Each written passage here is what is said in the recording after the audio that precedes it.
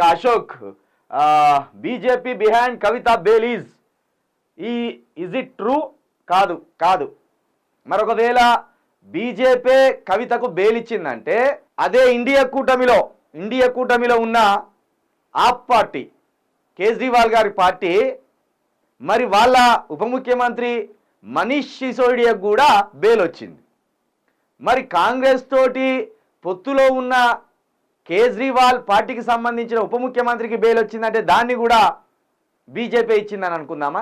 ఇక్కడ మనము సుప్రీంకోర్టు అనేది ఒక సర్వోన్నతమైన అధికారం కలిగింది, స్వతంత్ర అధికారాలు కలిగినాయి. ఇక్కడ సుప్రీంకోర్టు బెయిల్ మంజూరు చేసింది, కానీ ఇక్కడ బీజేపీ వెనుకుండో బెయిల్ ఇవ్వడం అనేది అది కరెక్ట్ కాదు. మరి ఆ విధంగా చూసుకుంటే సింబు సోరెన్ గారికి కూడా ఆ మధ్య బెయిల్ వచ్చింది, ఆయన ముఖ్యమంత్రిగా ఉండే. ఇక 15 రోజుల క్రితం మనీష్ సిసోడియాకు వచ్చింది. వీళ్ళంతా వేరే వేరే పార్టీలో ఉన్నోళ్ళు. మనీష్ సిసోడియా ఆప్ పార్టీకి సంబంధించిన వ్యక్తి, ఆప్ పార్టీకి సంబంధించిన వ్యక్తి కేజ్రీవాల్ ఇండియా కూటమిలో ఉన్నాడు, కాంగ్రెస్ పార్టీ తోటి ఇండియా కూటమిలో ఉన్నాడు. మరి ఇండియా కూటమిలో ఉన్న ఆప్ పార్టీకి సంబంధించిన ఉప ముఖ్యమంత్రి గారికి బెయిల్ వచ్చిందంటే దాన్ని కూడా బీజేపీ ఇచ్చిందని అనుకుందామా?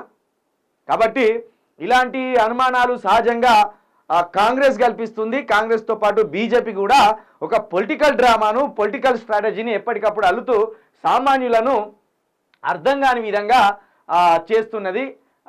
కవిత బెయిల్ విషయంలో బీజేపీకి ఏ మాత్రం కూడా హక్కు లేదు, ఇవ్వమని చెప్పలేదు, అట్లా చెప్పరు కూడా. అట్లా చెప్తే మనం సర్వోన్నత అధికారం కలిగిన సుప్రీంకోర్టుని అవమానించినట్టుగా కూడా మనం అర్థం చేసుకోవాలి.